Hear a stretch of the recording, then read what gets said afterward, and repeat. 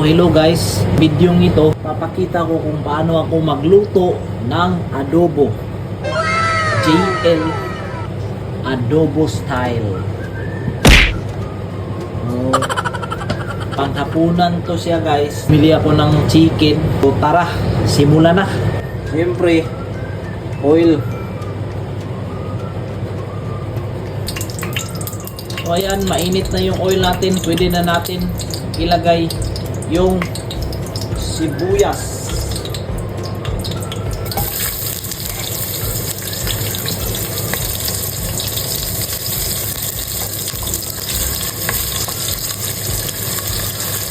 Lutuin lang muna natin yung sibuyas hanggang golden red na yung kulay niya. Para talaga dumikit sa ating adobo yung kanyang aroma. Yung apoy natin, nakaset po yan sa 7. Yung malakas-lakas po na apoy. Depende na rin po yan sa inyo. Kung gusto nyo yung dagdagan or lakasan. So yun, ginawa kong 8. Susunod na natin ang ating bawang.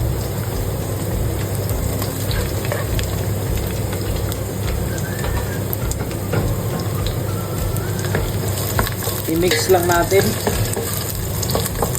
Pwede na nating ilagay yung ating chicken. Yung ating chicken. Tapos na po natin itong hugasan.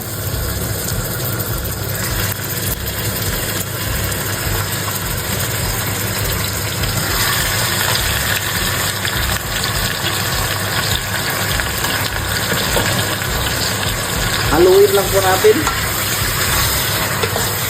hanggang sa ma-mix siyang maigi. Takpan natin ng mga ilang minuto para anong tawag dito sa amin sa Bisaya, murisiko siya para lamig din. Ayan. Buksan natin.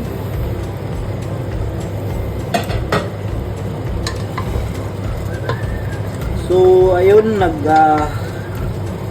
nagre-resiko na po yung manok natin. So sarili niya tong sabaw.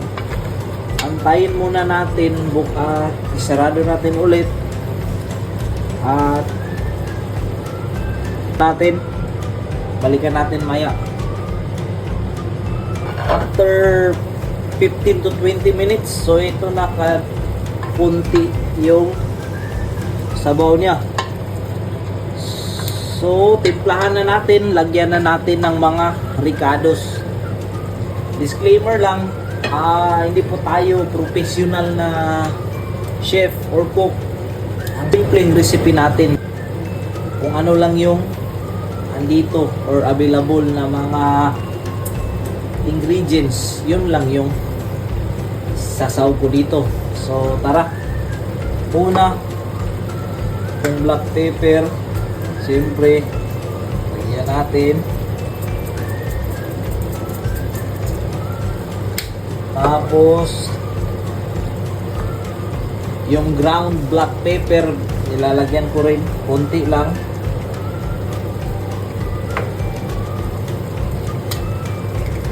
Bay leaves 2 piraso, okay na, pampaamoy lang. At saka itong toyo.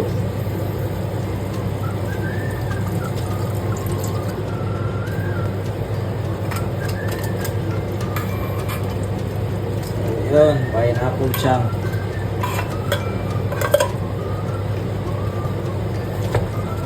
Mix natin.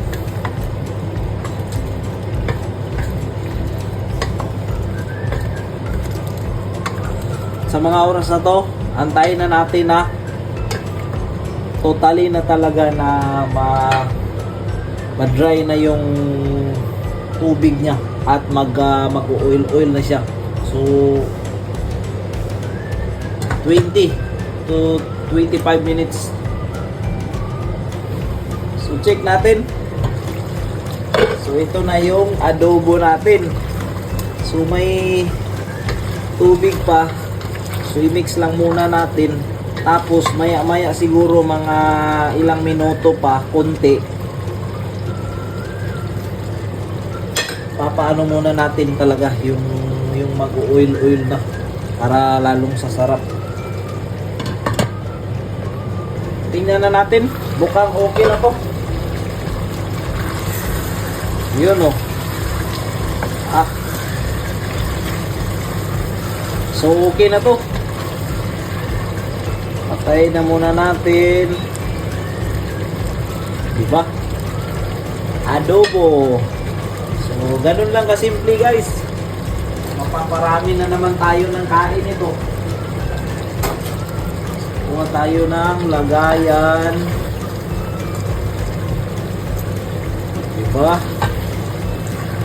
With pineapple chunk.